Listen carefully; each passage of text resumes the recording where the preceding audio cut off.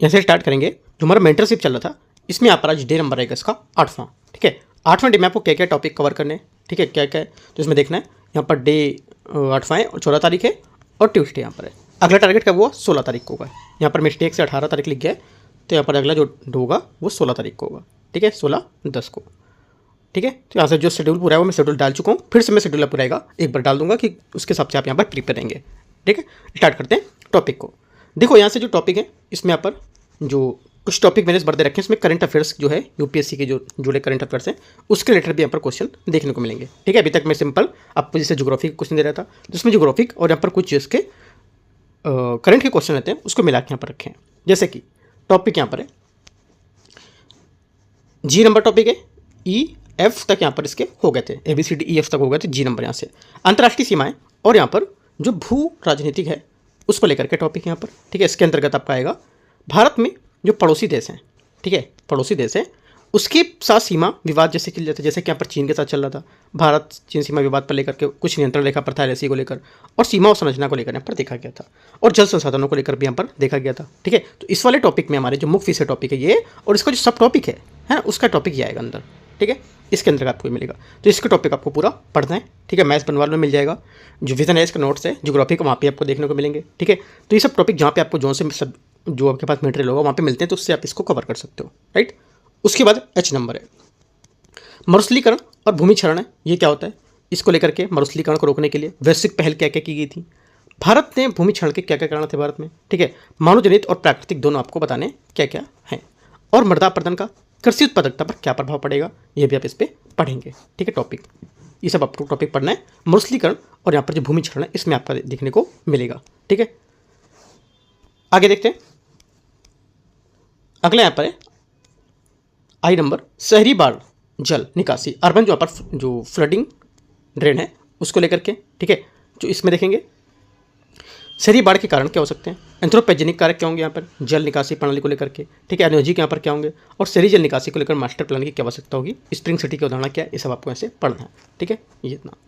अगला टॉपिक है जे नंबर महत्वपूर्ण खनिज और भू अर्थशास्त्र, इसको लेकर के क्वेश्चन है। टॉपिक यहाँ पर है भारत में महत्वपूर्ण खनिजों जैसे कि लिथियम कोबाल्ट इसकी आवश्यकता पर वितरण बताना है, देखना कि क्या क्या वितरण है, इससे क्या क्या प्रयोग कर सकते हैं। आपूर्ति श्रृंखला में चीन भूमिका क्या होगी, भारतीय खनिज सुरक्षा को लेकर क्या इसकी रणनीति है, वो आपको यहाँ से पढ़ने हैं। ठीक है, ये सब टॉपिक आपको पढ़ना है। उसके बाद में भी इन्हीं टॉपिक पर आंसर दे रहा हूँ नीचे, मतलब इसके क्वेश्चन मेंस करेंगे वो आपको सॉल्व करने होंगे, है ना। ये जब टॉपिक आप पढ़ोगे उसके बाद आपको क्वेश्चन सॉल्व करना है, यानी कि आपने टॉपिक पढ़ा और जाके गूगल सर्च कर दिया होने लगा काम नहीं। आपको बस ये सब टॉपिक पढ़ने के बाद आपको यहाँ से जाके नीचे आंसर लिखेंगे तो और सी चीज़ आप कलेक्ट कर पाएंगे उसमें। ठीक है, इस वजह से मैं टॉपिक पहले बता देता हूँ आपको, उसके बाद आंसर लिखने को बोलता हूँ। के नंबर टॉपिक है पर्यटन का सतत भूगोल, सस्टेनेबल जो ज्योग्राफी ऑफ टूरिज्म है इसमें आपका पर्यटन का स्थानीय अर्थव्यवस्था पर क्या प्रभाव होगा।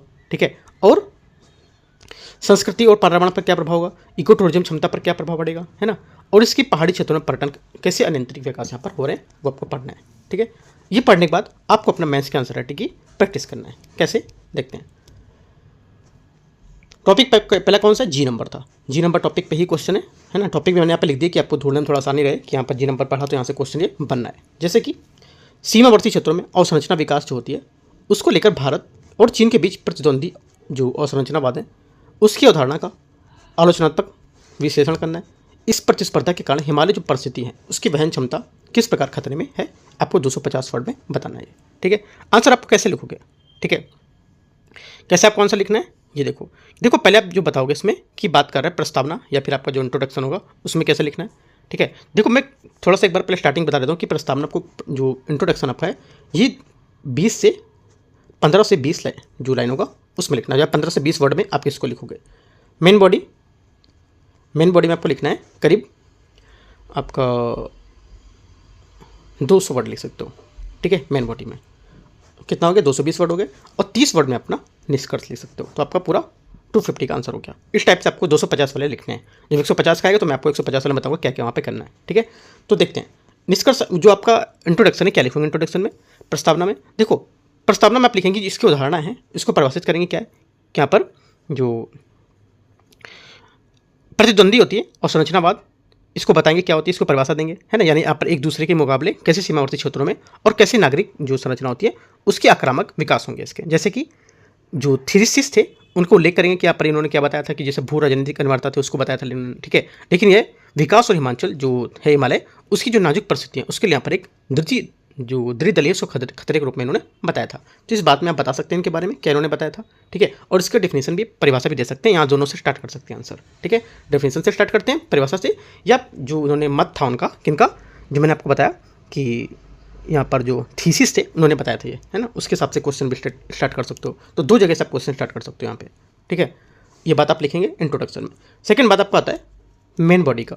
मेन बॉडी में क्या करना है, देखो मेन बॉडी आपको यहाँ से 2 पार्ट में डिवाइड करना है ना। क्वेश्चन के साथ हम डिवाइड करते हैं। जैसे पहले बोला प्रतिद्वंदी और संरचनावाद बताएंगे क्या है। यहाँ पूछे ना प्रतिद्वंदी और संरचनावाद क्या होता है, आपने इंट्रोडक्शन लिखा, उसके बाद प्रतिद्वंदी और संरचनावाद को वहाँ पर लिखेंगे। हेडिंग नहीं डालना है आपको, मेन बॉडी में सिर्फ स्टार्ट कर देना है यहाँ से, ठीक है। क्या लिखना है आप बताएंगे कि यहाँ पर इसकी कुछ सामरिक आवश्यकता है, जैसे कि एलएसी या जो एलओसी उस पर सैनिकों के जो साजो समाधान हैं समान त्वरित यहाँ पर उनकी तैनाती की जानी चाहिए। उदाहरण के लिए भारत द्वारा बीआरओ मतलब बोर्ड रोड ऑर्गेनाइजेशन है, सीमा सड़क संगठन, उसके तहत टनल और यहाँ पर ऑल वेदर सड़कों को लेकर के निर्माण करना जाना, ठीक है। और यहाँ पर अगला पॉइंट इसे बता सकते हो नीचे लिख करके कि जो हमारे आर्थिक प्रोत्साहन है इसके, जैसे कि सीमावर्ती आबादी को मुख्य धारा से जोड़ना, ठीक है, जिससे यहाँ पर प्लान कि उसकी रोकथाम कर सकेंगे हम लोग, ठीक है। और असंतुलन को देखना, जैसे कि चीन का क्रमक विस्तारवाद हो रहा है, जैसे कि भारत को प्रतिक्रिया देने पर मजबूर कर रहा है, जिससे प्रतिस्पर्धा बढ़ती जा रही है। तो ये कुछ पॉइंट आप नोट करोगे, है ना। तो ये सब पॉइंट आप इसमें इससे बता सकते हो। प्रतिद्वंदी जो पर अवसंरचनावाद है, इसको लेकर के 2-3 दिन के अंदर लिख भी देना है, ठीक है। उसके सेकंड भाग ये मुख्य में हमारा है, जैसे कि एक और चीज़ पूछा, जैसे बोला पारिस्थिति पर क्या प्रभाव पड़ेगा इसको लेकर के, ठीक है। इसको लेकर के पारिस्थिति पर क्या प्रभाव पड़ेगा, तो आप ये लिखोगे इसके बारे में। इसमें लिखोगे आपके यहाँ पर जो अनियोजित खनन है और बड़े पैमाने पर निर्माण हो रहा है, उससे पहाड़ की मिट्टी वहन की क्षमता कम होती जा रही है, ठीक है, जिससे यहाँ पर क्या भूस्खलन की अस्थिरता पड़ रही है। और यहाँ पर ढलान काटकर जो सड़क बनाने से पहाड़ अस्थिर होते हैं, ठीक है, जिससे भूस्खलन खतरा बढ़ रहा है, राइट। इसमें बताएंगे कि यहाँ पर जो जैव विविधता हानि भी हो रही है, जैसे कि वनों की कटाई और नदी के विकास जो किनारे के कारण जो अतिक्रमण हो रहे हैं, उससे यहाँ पर हिमालय जैव विविधता खतरे में आ रही है। उदाहरण के लिए बता सकते हो, जैसे उत्तराखंड में 4 धाम सड़क परियोजना का पर्यावरणीय प्रभाव पड़ा था, है ना। ये करंट का एग्जांपल थे, आप इसमें नोट कर सकते हो। तो ये चीज़ आप इसमें बता सकते हो, ठीक है। इसमें बाकी और भी कुछ 1-2 एग्जांपल आप इसमें ऐड कर सकते हो, ठीक है। मैंने आपको थोड़े से की पॉइंट बता रहा हूँ कि कैसे कैसे आंसर आपको स्टार्ट करते जाना, लिखती जाना चीज़ें, है ना। जैसे मैं की पॉइंट बता रहा हूँ उसके आगे भरते जाना है। जैसे कि मैं 2 लाइन बताई तो उसके आगे आप 1-2 लाइन और जोड़ के अपना टॉपिक को बना सकते हो पूरा, ठीक है। आगे ये चीज़ हमारी इसकी जो पूछी थी यहाँ पर प्रतिद्वंदी और संरचनावाद, और यहाँ पर इसकी हमारी प्रतिनिधि वहन क्षमता तो मैंने बता दी क्यों खतरे में, ठीक है। अब इसके बाद हम अपने निष्कर्ष देखेंगे। निष्कर्ष में क्या लिखना है, निष्कर्ष में आप लिखेंगे निष्कर्ष किस चीज़ के लिए बोल रहा है। जैसे कि हमने कोई मान लो कोई बात बताई, निष्कर्ष किस चीज़ के लिए बता रहा है, निष्कर्ष बता रहा है यहाँ पर एक आगे की राह बताने के लिए कि आगे कैसा होना चाहिए, है ना। आपको देखो अगर क्वेश्चन पढ़ते हो, क्वेश्चन पढ़ते ही समझ आना चाहिए कि किस चीज़ के लिए क्वेश्चन आगे बढ़ने के लिए बता रहा है ना। ये हमको क्या करना चाहिए, डेवलपमेंट के लिए बता रहा है ना। ये महिलाओं के जोर देने के लिए बता रहा है। तो किस चीज़ बता रहा है, ये बता रहा है आगे को बढ़ने के लिए, मतलब आगे क्या हो सकता है उसके लिए। तो आगे की राह क्या होगी इसकी, निष्कर्ष में देंगे कि विकास आवश्यक है, जिससे क्या होगा, पर्यावरणीय विकास जो हमारा होता है वो आकलन होते हैं, उसमें भूवैज्ञानिक स्थिरता सख्त मानक होगा उसके साथ होना चाहिए। साथ ही जो सामरिक हमारी जो अनिवार्यता होती है उसको सतत विकास सिद्धांतों के साथ संतुलित करना एकमात्र रास्ता होगा। ये सब आप पॉइंट बता सकते हो। निष्कर्ष पूरा काफ़ी इंपॉर्टेंट है, अच्छा भी है, ठीक है। तो इंट्रोडक्शन और निष्कर्ष मैंने आपको 2 चीज़ें पूरी बता दी, ठीक है। और उसके बाद जो मेन बॉडी वो मैंने भी आपको बीच बीच में 2 पॉइंट करके यहाँ से बताई कि कैसे कैसे लिखना है। तो आपने पूरा फ्रेम करके तैयार करके आंसर लिखना है, राइट। एक बात और, कुछ लोगों ने आंसर भेजा है, भी आंसर मैंने चेक करके उनका नहीं दिया हुआ है, ठीक है। तो अभी मैं जैसे आज फ्री हुआ हूँ, तो आज से कल में जितने भी आंसर सबके हैं मैं आपको एक एक करके सबके पूरे आंसर प्रोवाइड करा दूंगा, ठीक है। बस आपको आंसर भेजते रहना है, कंटिन्यू मेरे जो चेक करने का काम है रहेगा वो, ठीक है। मैं आपको एक एक करके पूरे आंसर सबके एक दिन में सब खत्म कर दूंगा, ठीक है। मेरे को 1-2 दिन और टाइम दीजिए, थोड़ा सा बिजी चल रहा हूँ थोड़ा सा, कि मैं बाहर हूँ भी। तो जितने भी आंसर रहेंगे मैं सब एक एक करके सबके आंसर चेक करके दे दूंगा। कुछ लोगों को मैंने दिए भी है, कुछ लोगों के बचे पेंडिंग, तो मैं वही करा रहा हूँ कोशिश, है ना। क्वेश्चन 2 है मरुस्थलीकरण और भूमि क्षरण, जो है टॉपिक H यहाँ पर उसका क्वेश्चन है, ठीक है। देखते हैं इसको। इसमें क्या है, इसमें जलवायु परिवर्तन और मानव जनित जो खनन है उसकी गतिविधियों के कारण यहाँ पर भू क्षरण है, उसमें जोखिम बढ़ रहा है। और भारत के बुनियादी ढांचे को लेकर के यहाँ पर संबंधित पहल बताई जा रही है, जैसे ग्रीन जो यहाँ पर वर्ल्ड प्रोजेक्ट है उसके सहित यहाँ पर भूमि क्षरण है उसकी तटस्थता से लक्ष्य प्राप्त करने के लिए कहाँ तक सीमित हो सकती है, कहाँ तक सफल हो सकती है, ये बताना है। तो अपना आंसर कहाँ से स्टार्ट करेंगे इतने बड़े आंसर में। देखो जितना बड़ा आंसर होगा उतने हमारे पास लिखने के की पॉइंट ज़्यादा बढ़ेंगे। आप सोचते हो इतना बड़ा आंसर है कैसे लिखेंगे, है ना। जितना बड़ा आंसर हम लोग को होता है, भले प्रीलिम्स का क्यों ना हो या मेंस का क्यों ना हो, उतना अच्छा होता है, ठीक है। क्योंकि यहाँ पर हमारे पास समझने के लिए चीज़ें जो होती ज़्यादा होती हैं वहाँ पर, है ना। अब एक बात समझो, जैसे कि ए से आता है, ए से अब सीधा सा आधी लाइन में ऐसे दे देता है, एक लाइन इतनी होती है, ऐसे यहाँ से आता है एक लाइन है, ए से पूछता है कितना पूछता है, इतना लाइन तक देखे होगे ना आप, ऐसे कि यहाँ से यहाँ तक इतना लाइन, तो उतनी हमारे साथ कठिन, जो समझने की क्षमता कठिन हो जाती है, जितना बड़ा देगा उतना अच्छा है, ठीक है, क्योंकि यहाँ पर बड़ा दे रहा है तो हमको की पॉइंट वहाँ से ज़्यादा मिल रहे हैं, ज़्यादा चीज़ें पूछ रहा है तो हम अलग चीज़ें को पॉइंट करके फ्रेम करके ब्रेक करके बता सकते हैं, ठीक है। तो जलवायु परिवर्तन और मानवजनित जो खनन है, इसके बारे में आप यहाँ से बताएंगे कि प्रस्तावना में, इंट्रोडक्शन में क्या पर इसको परिभाषा देंगे कि यहाँ पर जो भूमि क्षरण है तटस्थता क्या है, भूमि क्षरण तटस्थता क्या होती है, उसके बारे में आप यहाँ पर बताएंगे, है ना, कि यहाँ पर ये जैसे कि 2030 तक भूमि संसाधन के जो नुकसान है उसको संतुलित करना, ठीक है, और यहाँ पर जोखिम है उनको जो उल्लेख करने के लिए बताएंगे कि जलवायु परिवर्तन कैसे यहाँ पर बाढ़ का खनन हो सकता है ना, कैसे यहाँ पर अति चराई के कारण भूमि क्षरण के कारण हो सकते हैं। तो यहाँ पर आंसर अपने स्टार्ट कर सकते हो यहाँ से, ठीक है, डेफिनेशन से इसकी। और जो इंट्रोडक्शन रहेगा 3 से 4 लाइन से ऊपर नहीं होना चाहिए इंट्रोडक्शन, बहुत ज़्यादा 4 लाइन 3.5 लाइन, ठीक है। आगे इसके बाद आप लिखेंगे, इसी में इंट्रोडक्शन आपका हो गया, मेन बॉडी में आपको लिखना है सेकंड में, मेन बॉडी में लिखेंगे इसके जोखिम और कारण, क्या क्या इसके जोखिम बोला ना कि क्या क्या इसके जोखिम और कारण हो सकते हैं। तो यहाँ पर जोखिम है, जैसे कि आप बताएंगे कि जलवायु कारक हमारे बढ़ते तापमान से मिट्टी यानी कि जो नमी है वो कम होती जा रही है, और अनियमित वर्षा से मृदा की जो अपरदन है वो बढ़ता जा रहा है। साथ ही मानव जनित कुछ कारक हैं इसमें, जैसे कि अनियमित खनन से मिट्टी की ऊपरी परत का विनाश हो रहा है, और अति चराई और रासायनिक उर्वरक का अत्यधिक उपयोग हो रहा है। एग्जाम्पल भी 2-3 दे सकते हो, क्या एग्जाम्पल है, ठीक है। नीचे से अगली लाइन से लिखना है, इसी में अगली लाइन से लिखेंगे यहाँ पर हरित बुनियादी ढांचे का क्या मूल्यांकन, हरित बोला कि हरित जो बुनियादी ढांचे हैं इसका क्या मूल्यांकन है, यहाँ पे पूछा है ना हरित बुनियादी ढांचे, तो इसके बारे में बताएंगे कि यहाँ पर जो ग्रेट ग्रीन वॉल परियोजना है ये गुजरात से दिल्ली हरियाणा तक यहाँ पर एक हरित पट्टी बनाकर रेगिस्तानीकरण को रोकना, ठीक है, और यहाँ पर जो वनारोपण है और कवरण पृथक्करण है और मृदा की जो उर्वरता है उसको यहाँ पर बढ़ाना, ठीक है, जल संचयन जो संरचना है उसको बढ़ाना, राइट, और यहाँ पर इनके जो तालाब और जो द्वारा उनको करके यहाँ पर भू जो पुनर्भरण उसको देखना, ठीक, उदाहरण के देख से आप बताएंगे मनरेगा में यहाँ पर कुछ काम किए गए थे, और भी एग्जाम्पल आप दे सकते हैं कहाँ कहाँ पर ऐसे किए गए थे, तो करंट के एग्जाम्पल आप इसमें डाल सकते हैं, ठीक है। 200 वर्ड में लिखना है, 250 में नहीं लिखना है, ठीक है। आपका 20 वर्ड का वो हो गया, और 20 वर्ड का निष्कर्ष हो गया, 40 हो गए, और 140 वर्ड में करीब 150 वर्ड में आपको आंसर लिखना है, ठीक है। तो आप मैंने 2 पॉइंट आपको यहाँ से बता दिए, तीसरा पॉइंट अपने कुछ और ऐड कर सकते हो। बाकी अपना निष्कर्ष में क्या लिखोगे, निष्कर्ष में लिखना है, निष्कर्ष क्या बता रहा है, निष्कर्ष किस चीज़ के लिए बता रहा है, इस क्वेश्चन को पढ़ते हुए आपको समझ आ रहा होगा निष्कर्ष क्या चीज़ के लिए आगे बढ़ा, हम किस टॉपिक को लेकर निष्कर्ष आगे बढ़ाएं, आगे बढ़ने के लिए बोल रहा है, ये कुछ सुधार करने के लिए बोल रहा है ना, यहाँ पर कुछ ऐड करने के लिए बोल रहा है, ये कुछ आगे की राह बताने के लिए बोला, तो क्या बोल रहा है, आप क्वेश्चन पढ़ो, पढ़ने पर समझा करो क्या बोल रहा है। देखो ये बोल रहा है कि निष्कर्ष आपको बता रहा है कि सफलता की सीमा क्या, मैं सफलता हो सकती है इसको लेकर के, है ना, इसको खत्म करके मैं क्या सफलता मिलेगी आगे की वो देखना है, ठीक है। जिसमें बताएंगे कि जो देखो बताएंगे कि हमारे पहले सफलता के यहाँ पर क्या आवश्यक है कि, लेकिन देखो सफलता क्या होता है, उसकी कार्यान्वयन क्षमता ये स्थानीय भागीदारी और अंतर मंत्रालय जो होती है समन्वय पर निर्भर करती है। साथ ही समाधान मृदा स्वास्थ्य कार्ड जैसे यहाँ पर पहल एकीकृत करके यहाँ पर एलडीएन है उसके लक्ष्य को प्राप्त किया जा सकता है ना, ये बताएंगे। ये आपका निष्कर्ष पूरा होगा, वहाँ पे मैंने 2 पॉइंट को लेकर के ब्रेक करके आपको आंसर बताया कैसे कैसे लिखने हैं, और भी पॉइंट यहाँ पे बीच में ऐड कर सकते हो, ठीक है।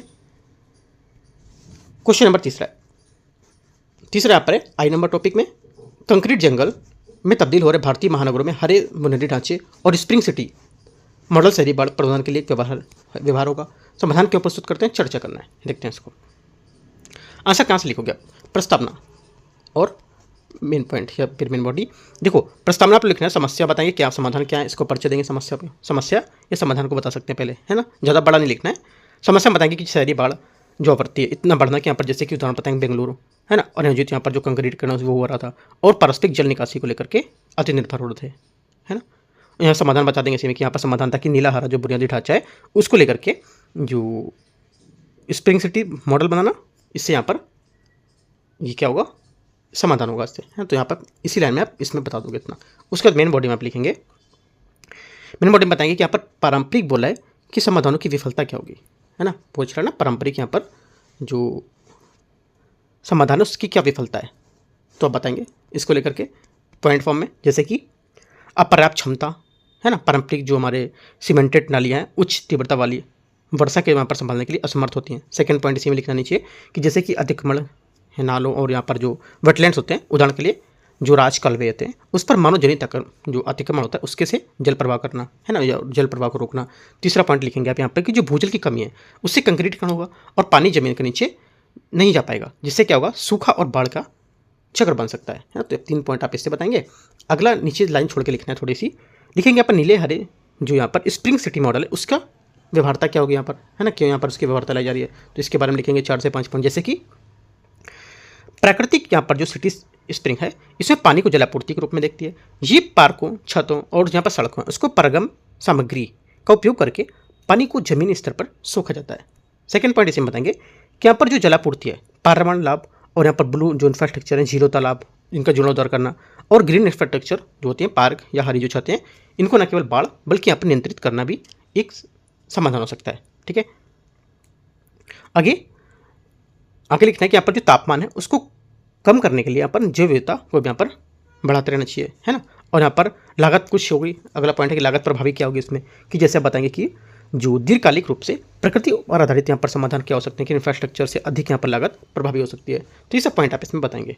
ठीक है, निष्कर्ष में क्या लिखेंगे, निष्कर्ष में आपको लिखना है कि जो आवश्यकता होगी कि यहाँ पर जो भारतीय महानगर है उनको अपनी मास्टर प्लानिंग को सिटी सिद्धांत पर पुनर्गठन करना चाहिए। साथ ही यहाँ पर समाधान अमृत 2.0 AMRUT अमृत 2.0 2.0 जो है इसको लेकर के यहाँ पर मिशन के तहत जल निकाय की कुल सुरक्षा को सतत जो शहरी विकास है इसको लेकर इस पर जोर देना, है ना। ये सब पॉइंट आप निष्कर्ष में बताएंगे।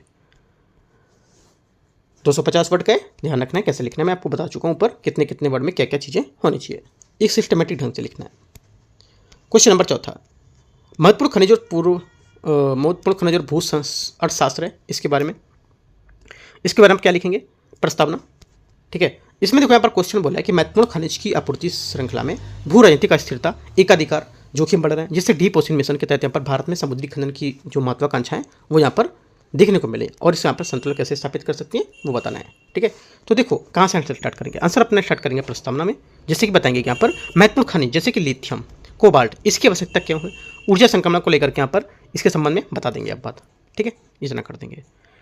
फिर यहाँ पर आप मेन बॉडी में आपको लिखना है कि इसकी कूटनीतिक खनिज बोला है कि इसकी क्षमता क्या होगी, कम क्षमता क्या है ना। तो इसमें आप बताएंगे कि जो खनिज है इसमें कूटनीतिक खनिज जैसे कि विदेश इंडिया लिमिटेड जो है उसके माध्यम से विदेशियों के में खादानों का अधिग्रहण और विभिन्न देशों द्वारा इसमें रणनीतिक साझेदारी को स्थापित करना। अगला पॉइंट यहाँ पर बताएंगे कि इसमें समुद्री खनन की क्षमता है उसको लेकर के यहाँ पर इंटरनेशनल सीबेड अथॉरिटी जो होते हैं उसके द्वारा भारत को दिए गए यहाँ पर जो पॉलीमेटेलिक नोडल्स होते हैं उसको खनन को क्षेत्र का उल्लेख बताएंगे कि यहाँ पर क्या क्या क्षेत्र का उल्लेख करेंगे, है ना। अगला पॉइंट यहाँ पर बताएंगे कि आत्मनिर्भरता को लेकर के समुद्री संचालन जो होते हैं, ये समुद्री संसाधन जो होते हैं उनमें आपूर्ति प्राप्त करके जो आयात निर्भरता उसको कम कर सकते हैं और आपूर्ति श्रृंखला को जोखिम को कम कर सकते हैं। और भी अपने 1-2 पॉइंट इसमें ऐड कर सकते हो, 3-4 पॉइंट मैंने बताया और 1-2 पॉइंट अपने भी ऐड करोगे इसमें। ठीक है, अगली हेडिंग आपको डालनी है, हेडिंग नहीं डालनी मतलब अगली एक चीज़ और लिखनी है यहाँ से कि जैसे इनकी कुछ चुनौतियाँ हो सकती हैं, जैसे पर्यावरण संतुलन को लेकर के यहाँ पर क्या इनको चुनौतियाँ हो सकती हैं। जैसे कि बताएंगे कि गहरे समुद्र में खनन समुद्री पारिस्थितिक तंत्र होता है और जैव विविधता को अपरिवर्तित क्षति हो सकती है और जल प्रदूषण में तलछट इसका विघटन हो सकता है। अगला पॉइंट इसी में संतुलन का प्रयास जो होता है वो जो पर्यावरण को निगरानी के साथ साथ यहाँ पर इसका आकलन करने के लिए और सख्त नियम को पालन करना भी लागू होता है। ठीक है, अगला पॉइंट में लिखना है कि अंतर्राष्ट्रीय जो सहयोग होता है ISA उसमें दिशा निर्देश का पालन करना और खनन को पहले समुद्री जो पर्यावरण वैज्ञानिक अध्ययन है वो करना, है ना। 3 पॉइंट करीब मैंने इसके बता दिए इस पॉइंट के और 3 पॉइंट करीब आपको उसको बता, तो करीब 2-2 पॉइंट 1-1 पॉइंट आप इसमें ऐड भी कर सकते हो अपने और। ठीक है, आगे निष्कर्ष में क्या लिखेंगे, निष्कर्ष हमारा जो आगे की राह के लिए बता रहा है कि आगे क्या होगा। ठीक है, आगे बताएंगे इसमें ये जो खनिज सुरक्षा है और ऊर्जा संक्रमण है इसके लक्ष्यों को प्राप्त करने के लिए समुद्री खनन एक रणनीतिक विकल्प होगा। ठीक है, लेकिन ये केवल तभी सफल होगा जब एक सतत विकास लक्ष्य होता है, सस्टेनेबल डेवलपमेंट गोल होता है, ये समुद्री पर्यावरण की सुरक्षा के लिए संतुलित हो। ठीक है, तो आप निष्कर्ष में ये बताएंगे और इंट्रोडक्शन में मैंने बता चुका था और मेन बॉडी में 3-3 पॉइंट करके मैंने ब्रेक करके आपको बता दिया। 1-1 2-2 पॉइंट और ऐड करोगे आपका आंसर पूरा हो जाएगा यहाँ से। ठीक है, क्वेश्चन नंबर 5, पर्यटन का सतत भूगोल इस पर है। हिमालय क्षेत्र में पर्यावरण की दृष्टि से संवेदनशील क्षेत्र जो होते हैं ESZ नियंत्रित अनियंत्रित पर्यटन में उपलब्ध जो यहाँ पर जोखिम है उसका विश्लेषण करना है और पर्यटन को आर्थिक लाभ पर स्थिति स्थिरता के बीच संतुलन के लिए क्षमता वहन के आधार पर क्यों आवश्यक है पर्यटन पर ये बताना है। ठीक है, देखते हैं कहाँ से आंसर स्टार्ट करेंगे। Introduction, main body. इंट्रोडक्शन में क्या लिखेंगे, इंट्रोडक्शन में परिभाषा देंगे कि पर्यावरण की दृष्टि से संवेदनशील जो क्षेत्र होते हैं ESZ इसको परिभाषित करेंगे क्या होता है ये। ठीक है, ये आपको बताना है। राइट। जैसे कि यहाँ पर बताएंगे कि इससे क्या महत्व है, कौन पश्चिमी घाट और या फिर जो हिमालय हैं इसमें जोखिम कुछ हो सकता है, उसको उल्लेख कर देंगे नीचे पॉइंट में, इंट्रोडक्शन के बाद में, है ना। ये बात आप बता देंगे इसमें। उसके बाद आपको मेन बॉडी में ही नीचे लिखना है, या मेन बॉडी में 1-2 पॉइंट ऊपर वाले भी नोट कर सकते हो अगर इंट्रोडक्शन आपका बड़ा होता है तो, है ना। जैसे कि जो पारिस्थितिक जोखिम है, इसमें पर्यावरण जो बुनियादी ढांचे हैं उसके लिए अनियोजित निर्माण करना, जिससे क्या भूस्खलन का खतरा और वनों की कटाई कम होती है, ठीक है। और अगला पॉइंट है इसमें अपशिष्ट जो परिसर प्रदूषण होगा, कि इसमें प्लास्टिक और यहाँ पर ठोस अपशिष्ट जैसे प्रबंधन उसका संकट को लेकर के, जिससे नदी और ग्लेशियर प्रदूषित होते हैं, है ना, ये बता सकते हैं। तीसरा पॉइंट आप यहाँ बताएंगे कि सांस्कृतिक जो क्षरण होता है, ये हमारे स्थानीय जो संस्कृति होती है उसका व्यवसायीकरण और यहाँ पर स्थानीय जीवन शैली पर नकारात्मक प्रभाव पड़ सकता है। 3 पॉइंट आपने बताए, राइट। किसको लेकर के, जो हमारे अनियंत्रित पर्यटन उत्पन्न जोखिम है इसको लेकर के, ये है ना। इसको जो विश्लेषण हमने 3 पॉइंट पे कर दिया, आप 1-2 पॉइंट और कर सकते हो इसका विश्लेषण, ठीक है। ये हेडिंग डाल के भी लिख सकते हो, ये हेडिंग डाला अपने, ऐसे करके पॉइंट आपने बता दिए, ऐसे करके पॉइंट बता सकते हो, 2 और बढ़ा 2 पॉइंट, ये पॉइंट आपका ये वाला पूरा हो गया। सेकंड पॉइंट में आप क्या लिखेंगे, संतुलन और फ्रेमवर्क पूछा है इसका। जब फिर पूछा है कि सेकंड पॉइंट में कि इसकी क्षमता जो होगी वहन कैसे आधारित मॉडल पर आवश्यक होगी, ये तो कर लिया है। इसकी जो क्षमता है कैसे संतुलित करेंगे, है ना, इसको लेकर के, और क्यों आवश्यक है ये भी। तो देखो यहाँ पर बताएंगे सेकंड पॉइंट में कि संरक्षित और सुनिश्चित करने के लिए यहाँ पर बताएंगे कि, हाँ, इसमें बताएंगे आप कि जो वहन क्षमता है ना, इनको पर्यटन और सीमित संसाधन से रूप में देखने की यहाँ पर आवश्यकता होगी, इस पर जोर देगी, क्योंकि यहाँ पर पारिस्थितिक तंत्र में स्वयं को यहाँ पर ठीक करने का समय मिल सके, और साथ ही यहाँ पर जो पर्यटन जोनिंग होगी उनके क्षेत्र में संवेदनशीलता को आधार पर नो टूरिज्म लिमिटेड एक्सेस जो है, और फिर यहाँ पर एक्सेस जोन में वर्गीकरण करना होगा, ठीक है। अगला पॉइंट, पर्यटन संख्या में नियंत्रण करना, जिससे यहाँ पर पीक सीजन के पर्यटन जो संख्या होती है उसमें सीमित करने के लिए परमिट सिस्टम को और टाइम प्लांट यहाँ पर लागू करना चाहिए, जिससे ज़्यादातर भीड़ भाड़ ना हो और यहाँ पर दुर्घटनाएं होने से बच सकें सब, है ना। यह बता सकते हो इसमें कि हमारी क्षमता वहन में क्या मॉडल की आवश्यकता है। अपने भी कुछ पॉइंट एग्जाम्पल जो दे सकते हो, कुछ यहाँ पर अभी कुछ ऐसा हुआ है तो, है ना। उसके बाद यहाँ पर जो अपना संतुलन फ्रेमवर्क होगा बताएंगे कि यहाँ पर जैसे निष्कर्ष बता देंगे कि जैसे कि यहाँ पर इको टूरिज्म है उसमें सामुदायिक आधार पर पर्यटन ही आगे का रास्ता है, और पर्यटन कर लगाना चाहिए, जिससे क्या होगा, राजस्व का उपयोग और स्थानीय बुनियादी ढांचे को लेकर के संरक्षण के लिए यहाँ पर किया जाना चाहिए। तो ये सब बात आप इसमें बताएंगे आंसर को, ठीक है। आंसर आपका पूरा हो जाएगा। 250 वर्ड में लिखना है, कुछ और भी अपने पास से पॉइंट को ऐड करना है। टॉपिक आप देखो पढ़ोगे ऊपर तो बहुत सारे पॉइंट आपको मिलेंगे, है ना, तो अपने से पॉइंट आपको नोट करते जाना है। आगे मैं थोड़ा सा आपको हेल्प कर दे रहा हूँ लिखने में, कि आप जितना पढ़ोगे उसके पढ़ने के बाद मैंने बीच बीच के पॉइंट बताऊँ, बाकी आप जो पढ़ोगे वो पॉइंट भी इसमें नोट करोगे। देखो समय, जो वर्ड समय की कीमत, जैसे कि आप कितने टाइम में आंसर लिख पा रहे हो, वो बहुत ध्यान देना है। और दूसरी बात, वर्ड दे रहा है जो मैंने वर्ड आपको बताया 20 से 25 वर्ड में इंट्रोडक्शन, ठीक है। और 18 से 19 वर्ड भी लिख सकते हो, 20 वर्ड लिख सकते हो, जहाँ पर इस इंट्रोडक्शन जैसा उसके हिसाब से लिखोगे, लेकिन 30 वर्ड से ऊपर नहीं होना चाहिए। 30 वर्ड से ऊपर होगा आप सोचोगे मैं इसमें पॉइंट लिख रहा हूँ, मेरे मार्क्स बढ़ेंगे, नहीं, मार्क्स कटेंगे। बहुत लोगों के कटे मार्क्स, जिन्होंने यहाँ पर 40 से 45 वर्ड, करीब 50 वर्ड लिखे आंसर, उनके इंट्रोडक्शन पूरा काट दिए गए। जो इंट्रोडक्शन नंबर मिलना चाहिए 2-2.5 नंबर, वो सब कट गया वहाँ से, है ना। जो कॉपी चेक है देखेंगे लोग अपनी, तो है वहाँ पे बताया भी गया क्यों कटा है, कि यहाँ पर आपने इंट्रोडक्शन इतना ज़्यादा लिखा है ना। तो देखो यहाँ पे कैसे लिखेंगे, यहाँ पे जो इसका आंसर पूरा हो चुका है 5वीं का ना। हाँ, आगे देखते हैं क्वेश्चन नंबर 6 यहाँ से एकीकृत प्रश्न है, इंटीग्रल जो यहाँ पर क्वेश्चन है जी और ई का मिला के दिया गया दोनों को। आपदा प्रबंधन में चक्र के समान में यहाँ पे बोला, भारत की जो सुभेद और पर्वतीय सीमाएं उस पर अत्यधिक मौसम की घटनाएं, उसको लेकर के भू राजनीतिक तनाव पर संयुक्त खतरे को कैसे संबोधित किया जाना चाहिए, आपको राष्ट्रीय आपदा प्रबंधन को लेकर के बताना है। ये क्वेश्चन अपने आप से करना है, क्योंकि काफ़ी इजी टॉपिक है, आप पूरा टॉपिक को पढ़ेंगे उसके बाद आपको इसको आंसर देंगे, ठीक है। या मैं इसके बारे में कुछ नहीं बता रहा हूँ, सिर्फ मैं थोड़ा सा निष्कर्ष बता देता हूँ। निष्कर्ष में आप बताएंगे कि जो एकीकृत रणनीति हमारी है, इसमें बताएंगे कि जो संयुक्त खतरे हैं इससे निपटने के लिए एक समग्र दृष्टिकोण आवश्यक होगा, जो क्या होगा, राष्ट्रीय सुरक्षा की यहाँ पर जो जरूरत है उसकी लेकर के आपदा जोखिम न्यूनीकरण है उसके लक्ष्य के साथ एकीकृत करना है, और पहाड़ी क्षेत्रों में विशेष एनडीए में दिशा निर्देश को सख्ती से पालन करने पर निर्देश देना चाहिए। ये वर्ड आप निष्कर्ष में डालेंगे, ठीक है। बाकी आपको खुद से लिखना है। तो 6 क्वेश्चन आपको पूरे करने हैं आज, ठीक है। आपके पास टाइम कितना है, आज तारीख कितनी है, 14 तारीख का आधा दिन है, हाफ दिन, 15 तारीख का पूरा दिन है 1, तो कितने दिन हो गए आपके पास, और 16 तारीख का आपका आधा दिन होता है, क्योंकि मैं 1 से 2 बजे 3 बजे भी लेके आता हूँ, तो उस दिन आधा का टाइम आपका हो गया। कितना टाइम हो गया, आधा 1 और 2, मतलब आपके पास पूरा 2 दिन है। 2 दिन में आपको क्या करना है, एक करीब आधे दिन पूरा आपको सुबह से लेकर शाम तक आपको पूरा टॉपिक रिवीजन करना है, पढ़ना है। उसके बाद जाके अपने आंसर को देखना है।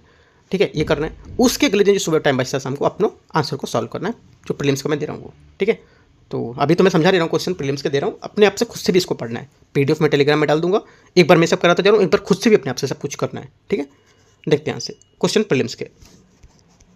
देखो प्रीलिम्स के कुछ क्वेश्चन अभी हाल ही में क्या है, चलने की ट्रेंड चल रहा है कि जो मेंस में टॉपिक बनना है उसी टॉपिक पर प्रीलिम्स के क्वेश्चन बनाने लगे हैं। ठीक है, तो वही मैं भी कर रहा हूँ कि जब मेंस का जो टॉपिक है उसी से टॉपिक से निकाल के प्रीलिम्स के क्वेश्चन बनाए। ठीक है, देखते हैं। पहला है पर्वतीय सीमाओं पर अवसंरचना विकास। इस पर क्वेश्चन है, सीमाओं पर्वतीय जो सीमावर्ती क्षेत्र है उसमें अवसंरचना विकास है, उसकी परिस्थिति संबंध में आपको विचार करना है। भारत में सीमावर्ती संरचना के विकास में कार्य मुख्य रूप से सीमा सड़क संगठन बीआरओ द्वारा किया जाता है, जो रक्षा मंत्रालय के अधीन काम करता है। पहली बात क्या होगी, पहला स्टेटमेंट एकदम करेक्ट है, सही बात है। सेकेंड बात, अवसंरचना जो आक्रामक है, अवसंरचनाक्रामक विकास के कारण पहाड़ी ढलानों में भूतलीय जल निकासी पैटर्न जो होता है इसमें परिवर्तन होता है, जिससे भूस्खलन का खतरा कम हो जाता है। सेकेंड बात गलत है, क्योंकि यहाँ पर अवसंरचना विकास के लिए पहाड़ी ढलानों को काटने से भूतलीय जो जल निकास है वो बाधित या परिवर्तित होता है, जिससे जल का रिसाव बढ़ जाता है और जिससे पहाड़ कमजोर होते हैं और भूस्खलन का खतरा कम नहीं बल्कि बढ़ जाता है ना, कम नहीं होता है, बढ़ेगा, तो गलत हो जाएगा। तीसरा स्टेटमेंट है, दूसरा ये, तीसरा ये, ठीक है, दूसरा गलत है, तीसरा देखते हैं। भू राजनीतिक रूप से संवेदनशील पर्वतीय क्षेत्रों में नो वॉर नो पीस स्थिति के दौरान अवसंरचना विकास एक अपूर्ण सामरिक बढ़त होती है, इसको प्रदान करेगी। तीसरी बात यहाँ से करेक्ट, क्योंकि यहाँ पर जो प्रतिद्वंदी अवसंरचनावाद था उसके तहत अवसंरचना एक यहाँ पर सामरिक बढ़त को प्रदान करती है जो तेज आवाजाही, लेकिन ये अपूर्ण है क्योंकि इसे दूसरे पक्ष द्वारा तेजी से प्रतिकार किया जाता है और एक परिस्थिति तंत्र के रूप में अस्थिर होता है। तो सेकंड बात गलत थी और तीसरी बात सही है।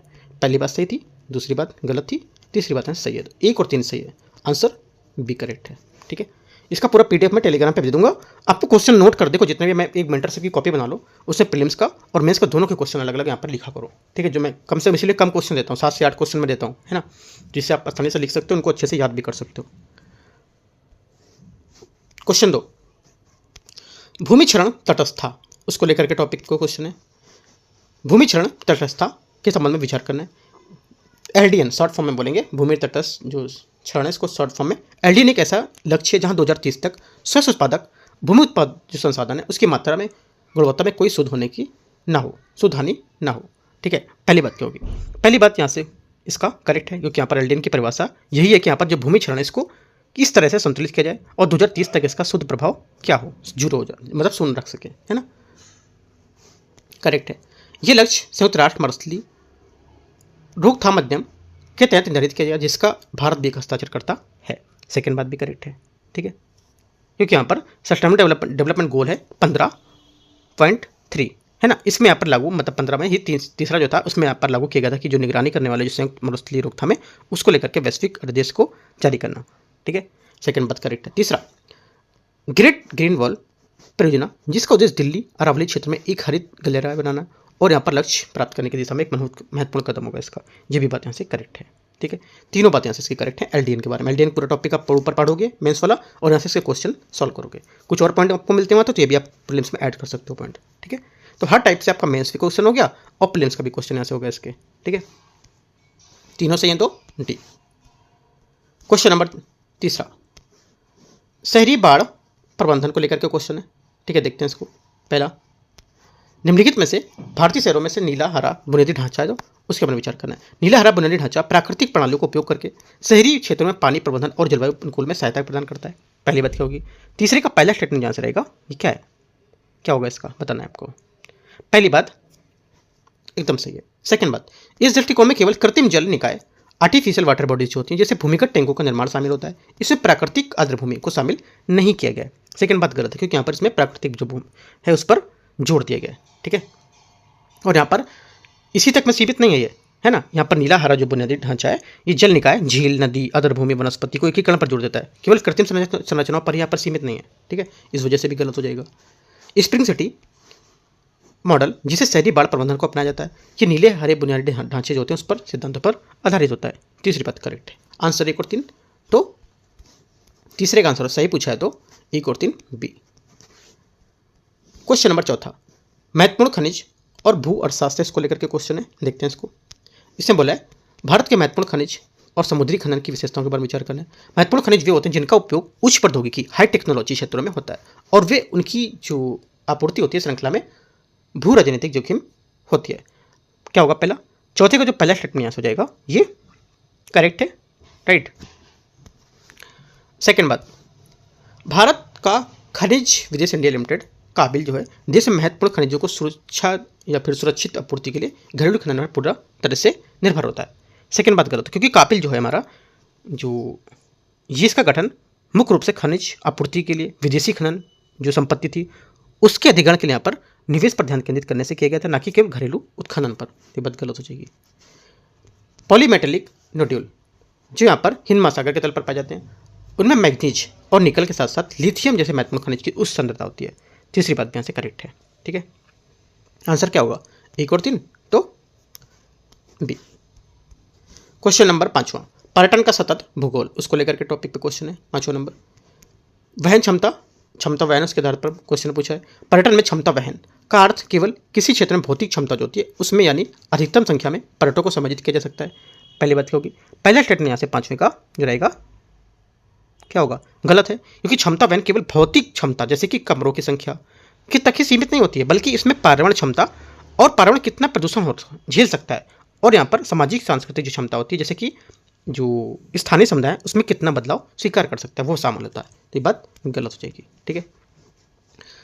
क्षमता वहन जो होता है इसमें आधारित मॉडल इको टूरिज्म के समुदाय आधारित यहाँ पर जो पर्यटन होता है उसको बढ़ावा देता है, क्योंकि यहाँ पर बड़े पैमाने पर पर्यटन नियंत्रण रखता है, ठीक है। सेकेंड बात सही है। तीसरा, भारत में पर्यावरण की दृष्टि से संवेदनशील जो क्षेत्र होते हैं EEZ उनमें अनियंत्रित पर्यटन होने वाले जो जोखिम है उसको कम करने के लिए वहन क्षमता एक सिद्धांत आवश्यक होगा। तीसरी बात करेक्ट है, ठीक है। आंसर क्या होगा, 2, 3 सही है, तो बी। क्वेश्चन नंबर 6 है। क्वेश्चन नंबर 6 आपदा प्रबंधन चक्र को लेकर आपदा जोखिम न्यूनीकरण के संबंध में विचार करना है। आपदा प्रबंधन में समन चरण को तैयारी के चरण में लागत के अधिक प्रभावी दीर्घकालिक उपाय बनाता है। पहली बात क्या होगी, पहला स्टेटमेंट यहाँ से इसका करेक्ट होगा, ठीक है। सेकेंड बात है, भारत में आपदा प्रबंधन अधिनियम 2005 के तहत राष्ट्रीय आपदा प्रबंधन प्राधिकरण आपदा चक्र के लिए केवल प्रतिक्रिया के चरणों के लिए जिम्मेदार होगा।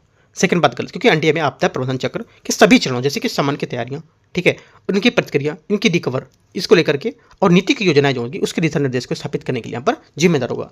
सेकंड बात गलत होगी। तीसरी बात, पर्वतीय क्षेत्रों में भू राजनीतिक तनाव आपदा जोखिम की जो मानवजनित कारण होते हैं उसके रूप में देखा जाना चाहिए, जो आपदा के बाद राहत और पुनर्निर्माण के जो प्रयास होते हैं उसको जटिल बना सकता है। तीसरी बात यहाँ से करेक्ट होगी। आंसर 1 और 3 सही है, तो सी। क्वेश्चन नंबर 7वां, सतत विकास और भू रक्षा से इसको लेकर के क्वेश्चन है। देखते हैं इसमें कि यहाँ पर जो भारत में ऊर्जा संक्रमण है इसको लेकर के सतत लक्ष्य है उसके बीच अंतर संबंध के विचार करने क्या होगा। देखते हैं। पहला, महत्वपूर्ण खनिजों को सुरक्षित आपूर्ति पर सीधे तौर पर भारत की ऊर्जा से संबंधित है, न कि आर्थिक विकास या पर्यावरण से। पहली बात यहाँ से क्या होगी, 7वें की पहली बात गलत, क्योंकि यहाँ पर महत्वपूर्ण खनिज की आपूर्ति न केवल ऊर्जा सुरक्षा बल्कि यहाँ पर आर्थिक विकास, विनिर्माण उद्योग और पर्यावरण संरक्षण, जीवाश्म ईंधन से दूर यहाँ पर है गहरे उससे जुड़े होते हैं। पहली गलत हो जाएगी। सेकेंड बात, समुद्री खनन की महत्वाकांक्षाएं डीप ओशन मिशन एक और यहाँ पर ऊर्जा संक्रमण को गति दे सकता है, लेकिन दूसरी यहाँ पर ये जो SDG 14 है जल के नीचे जीवन, उसमें लक्ष्यों को बाधित कर सकती है। सेकेंड बात सही है ना, क्योंकि यहाँ पर समुद्री जो खनन ऊर्जा है उसके संक्रमण के लिए खनिज प्रदान करना सकारात्मक रूप से, लेकिन यहाँ पर गहरे समुद्र को लेकर नाजुक परिस्थिति के तंत्र में बाधित करके, जबकि जैसे कि सस्टेनेबल डेवलपमेंट गोल 14 है उसमें समुद्री संस्थानों को जो संरक्षण प्रदान करना और साथ में लक्ष्यों का उल्लंघन कर सकता है जिससे नकारात्मक प्रभाव पड़ेगा। तो ये बात सही है। शहरी क्षेत्रों में नीला हरा बुनियादी ढांचे को लागू करना एक सह लाभ प्रदान करेगा, क्योंकि यहाँ पर ये शहरी बाढ़ प्रबंधन और जलानुकूलन दोनों में सहायता प्रदान करेगा। ये भी बात यहाँ से सही है। आंसर 2 और 3 सही है, तो क्या होगा, बी यहाँ से करेक्ट आंसर। तो देखो काफ़ी अच्छे क्वेश्चन है और मेंस के टॉपिक से क्वेश्चन बनाए गए हैं, है ना। इस वजह से थोड़ा सा कठिन भी है और अच्छे से हमको इनको मेहनत करना है, पढ़ना है। टॉपिक पढ़ोगे तो आंसर आपको अच्छे से समझ आएंगे, है ना। तो यहाँ से आपको 7 क्वेश्चन पूरे हो गए, 1 से 7, हाँ 7 क्वेश्चन पूरे हो गए और यहाँ से आपका टॉपिक पूरा जो मेंटरशिप का है ये खत्म होता है, क्योंकि यहाँ पर आपका पहला टॉपिक क्या होता है, पहला टॉपिक आपका आता है, टॉपिक दिए जाते हैं पहले, समझाए जाते हैं, उसके बाद आपको यहाँ से मेंस के आंसर प्रैक्टिस कराती है, फिर आपको यहाँ से प्रीलिम्स के क्वेश्चन कराते हैं। तो तीनों चीज़ आपको यहाँ से कवर करना है, हर दूसरे दिन आपको मिलेगा। बाकी कुछ डाउट रहेगा नीचे कमेंट में आप पूछ सकते हो, है ना। टेलीग्राम भी ज्वाइन कर सकते हो, यहाँ से PDF डाउनलोड करने के लिए आपको PDF यहाँ अवेलेबल हो जाएगा, ठीक है। तो एंड करते हैं इसको। All the best, thank you.